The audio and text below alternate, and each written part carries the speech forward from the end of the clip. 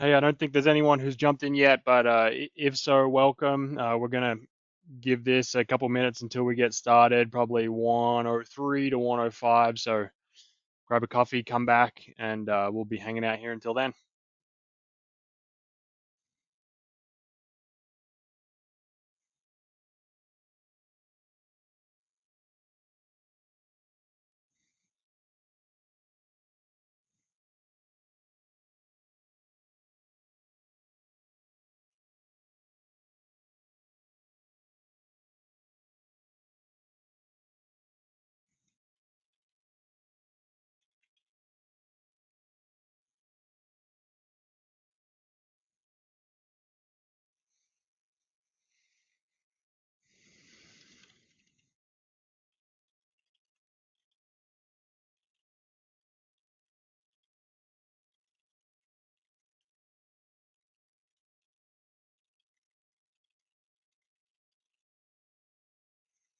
Welcome to anyone who's joined. As I said a little bit ago, we'll wait until about 1:03 to 1:05 to get rolling, give everyone a chance to come in. Looks like there's a couple of you that are jumping in now, so welcome. We'll be kind of hanging around here staring at you for another 2 or 3 minutes before we get rolling.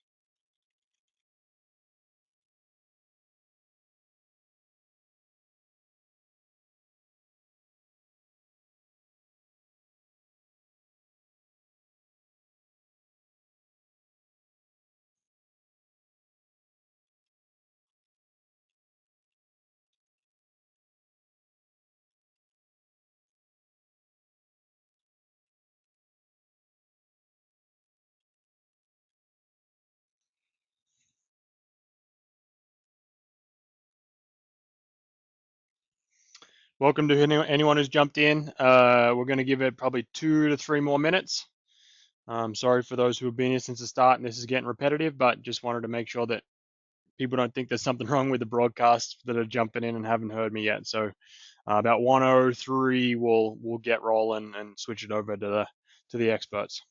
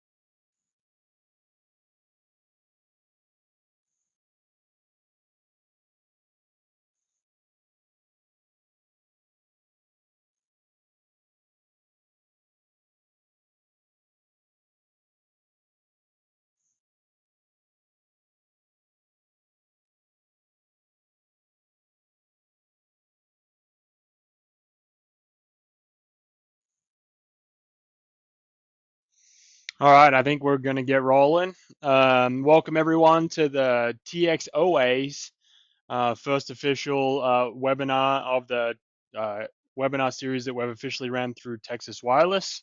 For anyone who hasn't heard the news yet, Texas Wireless and then Oklahoma and Arkansas recently merged. the day after the spring event, and moving forward, we're going to be the TXOA, Texas, Oklahoma, Arkansas Wireless Association. We're excited for all that. We're more excited to have Kevin Kennedy here from Warriors Wireless talk to us about his program, how we can help the industry, what he does for the veterans. I've had a lot to do with Kevin over the years. He runs an awesome program and organization over there at Warriors Wireless, and I'm excited to hear more about what he's got going on. And yeah, if there's the administrative side of things, if anyone's got questions as we make their way through it, please put that in the chat. It's up there in the top right of your screen. We will be vetting those as we go through it, and then either jumping in and talking to Kevin as we go, or saving those to the end. As always, we will be hosting this up on the webinar section of the website. Afterwards, probably in the next couple of days, we'll get that hosted up there. So if anyone who misses it or wants to send it to one of their colleagues or co-workers, you're able to jump on there and do that for free. Also, because it's my responsibility, want to say sorry for the website issues that we've currently got going on. We're aware that the website's not working. We're aware that you can't book the fall event yet. So I apologize. We're working on that to get it done as soon as possible. We will send out a blast when that's good to go, so you don't have to keep checking back, and then it'll be a race to get it, because I'm sure that event will sell out pretty quickly. So sorry for that. Without more jabbering, I'm going to switch it over to Jeremy Baldwin, the VP of TXOA, so he can introduce Kevin, and we can get rolling. Thanks. Thanks, Ben. You took away most of my thunder, but you're good. For those of you that don't know me, my name's Jeremy Baldwin. I'm with Diamond Communications, and I'm a business development manager with those guys, and also served as the vice president of the new Texas, Oklahoma, Arkansas Wireless, which we call it TXOA. That'd be our new name. It's kind of a cool deal. There's been a lot of people working on it in the background to put it together. It's tying in these other states. I think it's going to be a good deal for everybody. Today's the ninth webinar that we've put on in probably the last 2 years, I think, all in total. So it's something that we decided to start doing as a team, I guess, 2 or 3 years ago, and finally said, let's make it happen. Just trying to bring some value to the, members, sponsors, and, help give a little bit of education. We got a lot of young people coming up in the industry that, maybe can't get out into the field. They don't see stuff. We're just, trying to help some of those folks.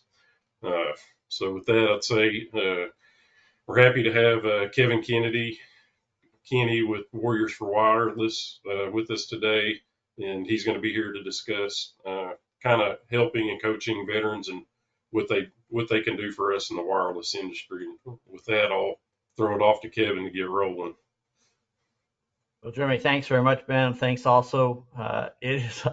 It's an honor to be able to join you guys here for your inaugural event. So I'm glad to be part of this. And for those that are listening, I really encourage you to reach out to me if you're interested at all in this free program that I want to talk to you about, because it's a program that helps veterans. It's something that the military of NATE has been doing in conjunction with Warriors for Wireless for several years now. And I've been with Warriors for Wireless since 2017. And we joined NATE in 2018 in the military of NATE shortly after that. And in 2017, we connected 150 vets to telecom employers for free. This last year, we connected 1,511 vets to employers for free. And that's all. We're not a placement agency. What we're trying to do is we're trying to help vets that are interested in getting into the telecom industry connected to telecom employers that are looking for vets or looking for people to bring into solve some of their workforce shortfalls. We've had some huge years, but the biggest thing that really has helped us is the more hiring partners that we have, the more vets we can help. The more people that know about this free program and want to participate in it, the more vets we can help. We reach out to, and I'll tell you about this, but we reach out to over 90,000 veterans every year just to tell them about the telecom tradecraft. Most of the vets that we reach out to, they think that telecom is just buying a new phone. And so we kind of explained to them the basics of what the telecom tradecraft's all about and how they could make a career out of it. And out of that 90,000 that we reach out to, we're talking to almost a third of them. And that third that reply back with interest, we tell them about jobs, about your jobs, jobs that you're looking to fill. We point them to your website. And if they're interested, again, we're not recruiting them, we're just coaching them about what the industry would be like. Then we pass their resume to you for free. So that's a quick overview of what the military of NATE does for anybody as a veteran sourcing program, and how Warriors for Wireless is what we're all about. So this next couple slides will just tell you a bit more about that and a bit more why it's kind of an important thing for me. So let me just go through the slides, and again, you're welcome to add questions to your chat, the chat room, as I'd be glad to have a conversation with you about any parts of this briefing. This particular picture here, you go, what does this have to do with Warriors for Wireless? And it not so much with that as much as it is with me. I'm actually in that picture, but that's not me in that F-16 cockpit.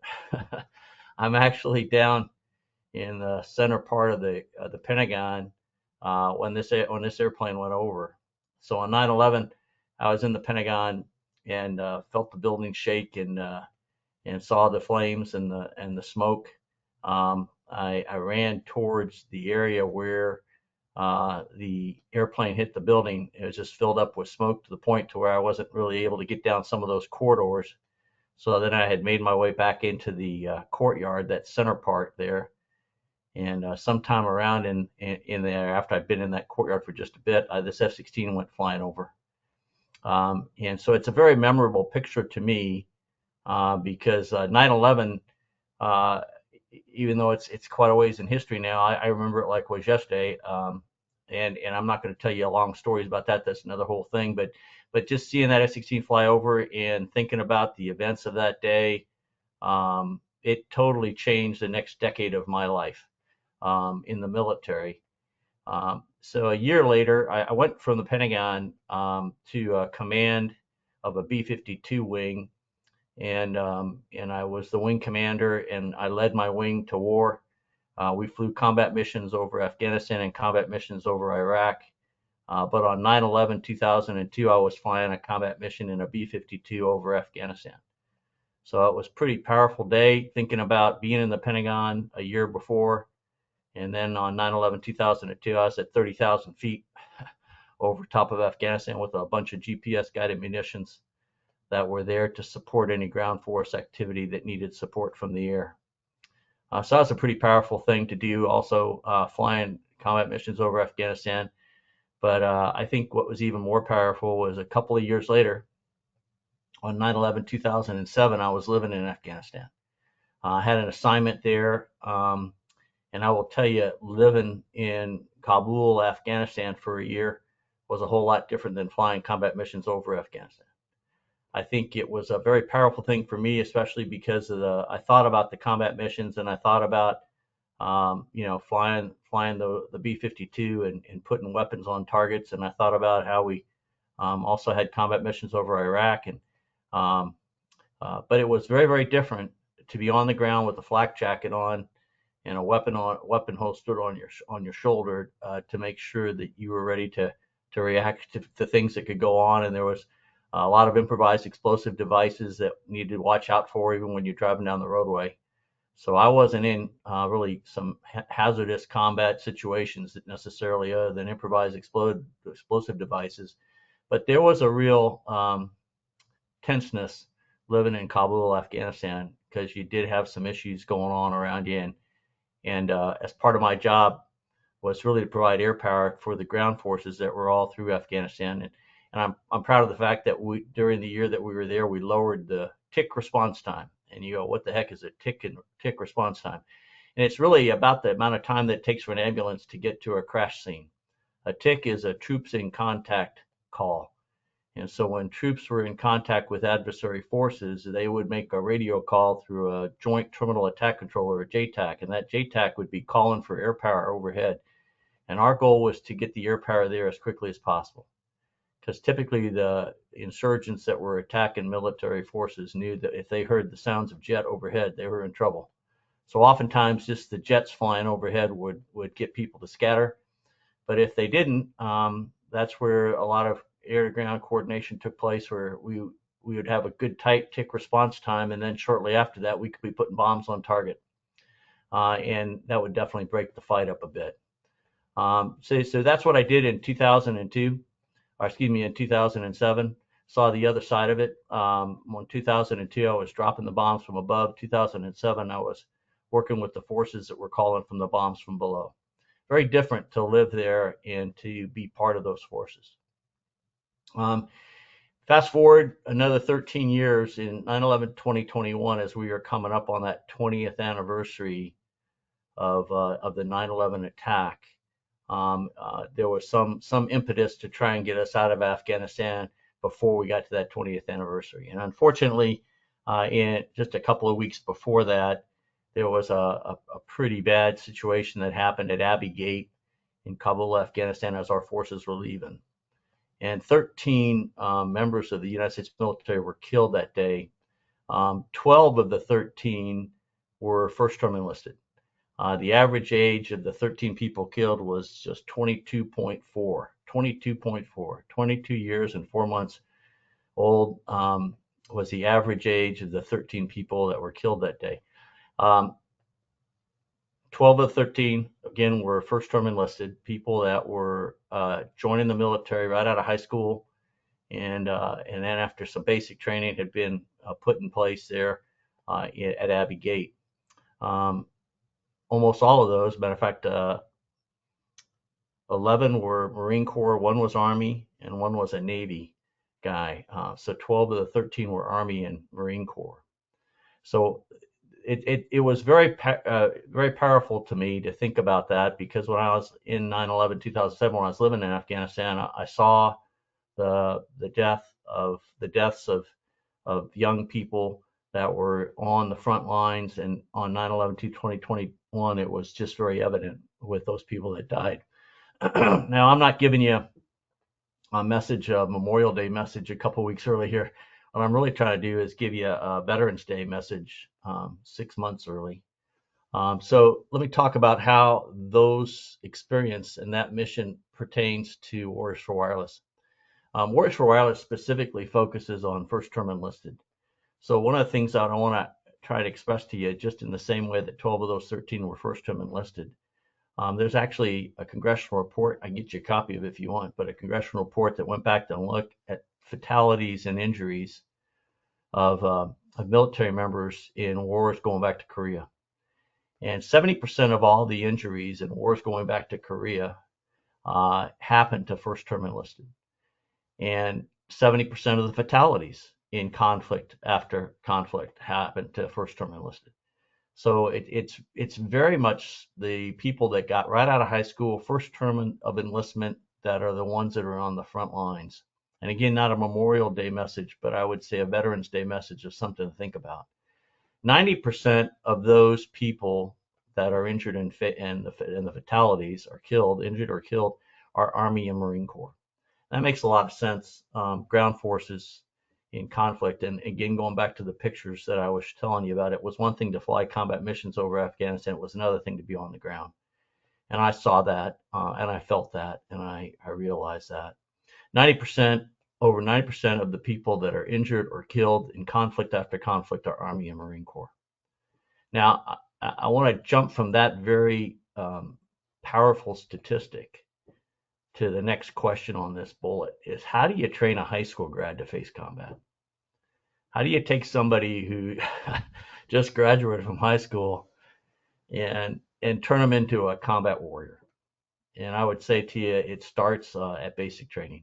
30 minutes after I arrived at basic training, my mother would not have recognized me. My hair that had been down to my shoulders was all shaved off. My cool clothes were all ripped off, and I was wearing the same uniform that everybody else was in basic training. And the whole concept of it isn't to harass anybody, it's to get you to start thinking as part of a team. Not as an individual, but as part of a team. And the whole purpose of it is to get you ready for high stress situations.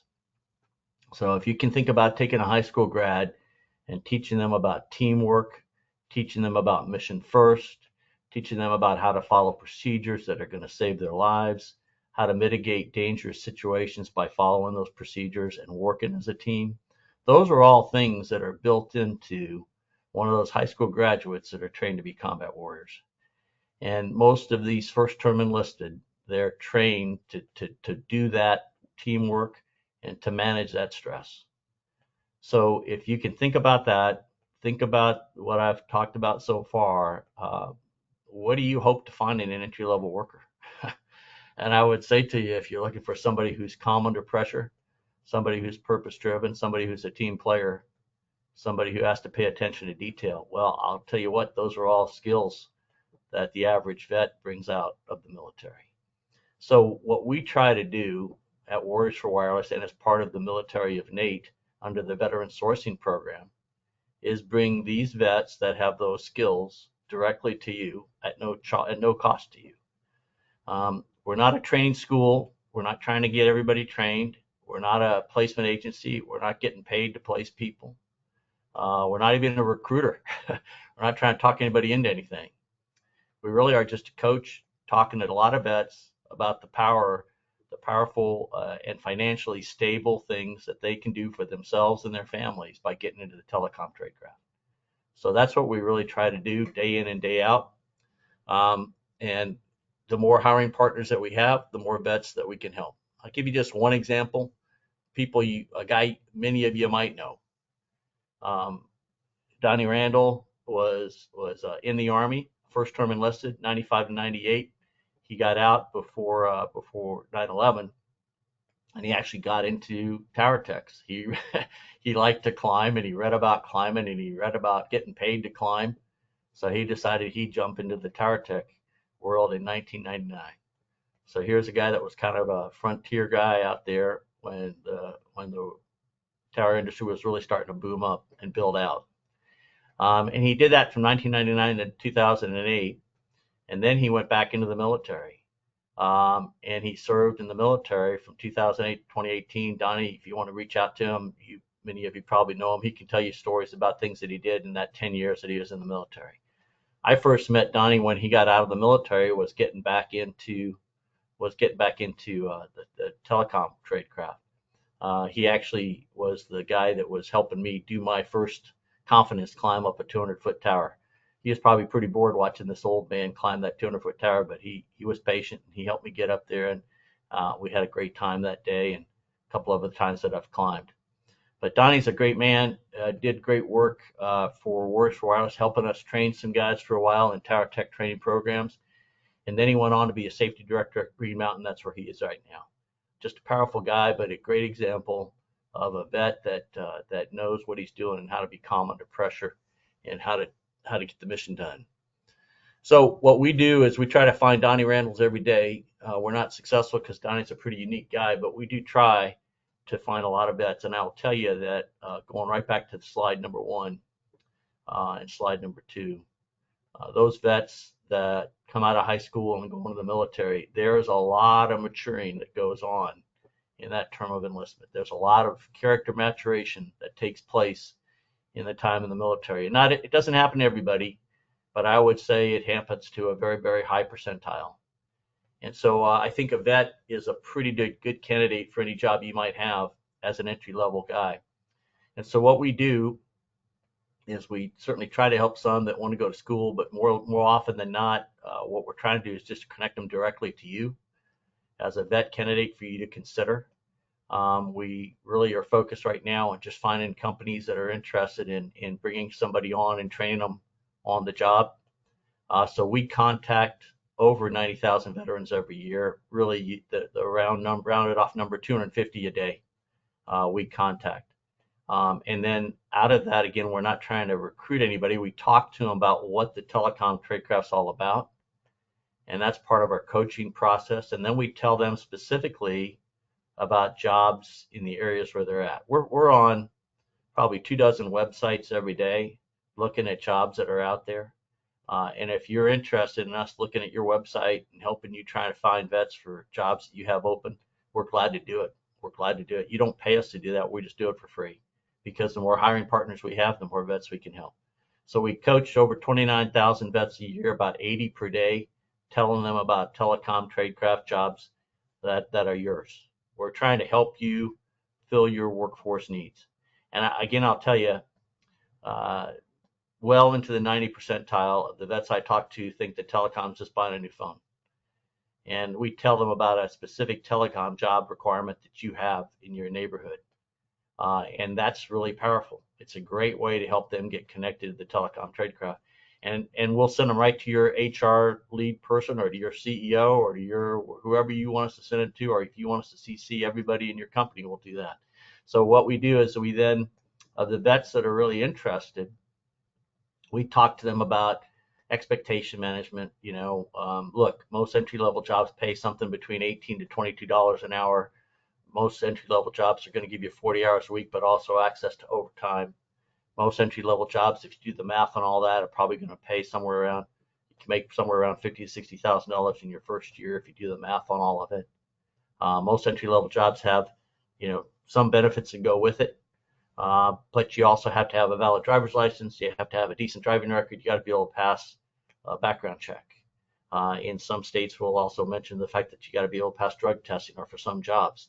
We do whatever screening you'd like us to do, so that when we get a candidate to you, you know they've been screened at least that level and that their expectations have been set at this particular point. This year, in the past 12 months, we have connected over 1,800 vets, and on our current trajectory, we're going to connect over 2,200 in 2025. Now, again, going back to 2017, when I first came on board, we connected 150 vets. Last year, we connected 1,511. This year, we're going to be over 2,200. And the difference, again, is the more hiring partners that we have, the more vets we can help. The more hiring partners we have, the more vets we can help. We cumulatively have helped connect 6,500 vets. I don't know how many of them have stuck, but I will tell you again that the average vet candidate is probably going to be more mature than the average civilian candidate that you find on the street. The average vet has gone through some pretty big training about teamwork, about how to handle themselves under pressure, about how to get the mission done, and how to think about small team leadership. So they bring some good qualities to them, and I think it would be worth your while to be able to talk to us and let us give you some vet candidates to consider. We do all this for free, and I tell the vets we do it for free, and we tell all of you that we do it for free, and that's really due to T-Mobile heard about us, and Nate has heard about us, and it's continued to spread the word about what we do, so that we kind of have industry-wide recognition. But T-Mobile decided that they were going to focus their annual fundraising tournament in a way to help us as one of the charitable organizations that they support. And then Vertical Bridge has also jumped in and helped out.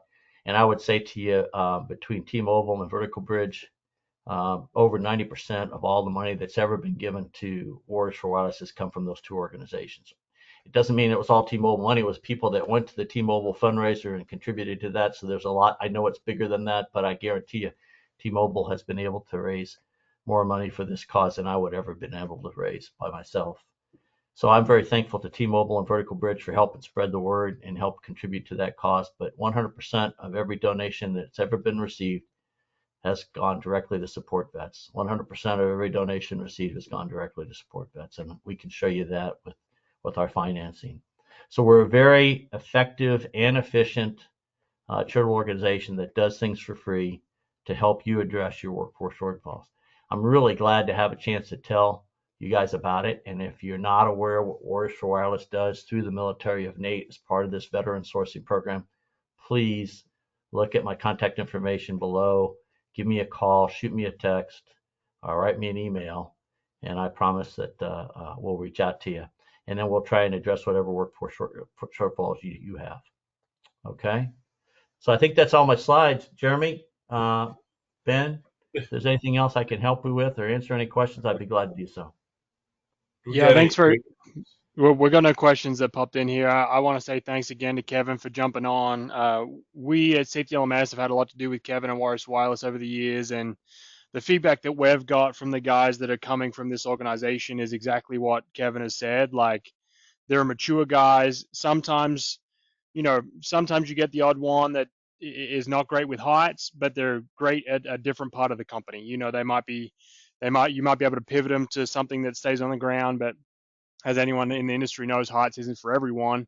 But the maturity level that you're going to get from those guys is tough to beat from anyone else that hasn't had experience in a day-to-day job or a blue collar job before. So, yeah, once again, thank you very much, JB. Is there anything else you want to jump in with?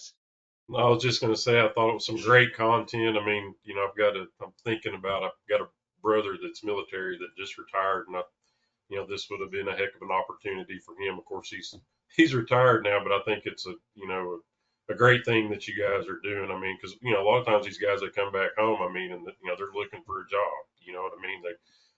It can be tough. I mean, I appreciate what you guys are doing. I mean, and helping point some of these guys maybe in a direction like you said that they've never thought of. They think a cell phone is going down to AT&T or Verizon and picking something up in the store. They don't you know just think it's a great thing that you're doing. And that's all I've got. Yeah. If I could Um, pile on that for just real quickly, Jeremy, I got to tell you, it makes me smile when I'm talking to some of these vets because they really do think that I'm just trying to sell them a phone. And I got to get past that misconception or a little bit of skepticism because they have people, you want to do what from you for free? Yeah, sure. Yeah, right. No, really, we want to help you for free.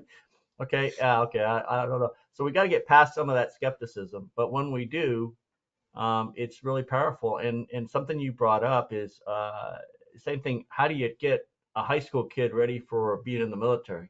And part of this is so I don't want to overextend it, but so a lot of them come from broken homes. They might have one parent, and then they get in the military. Now they got 60 sets of parents telling them what to do.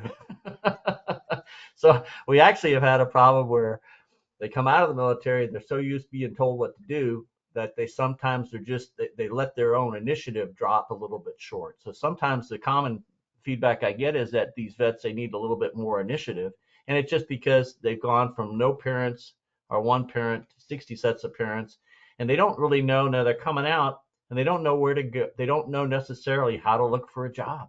I mean, what did you know about looking for a job when you were a high school kid?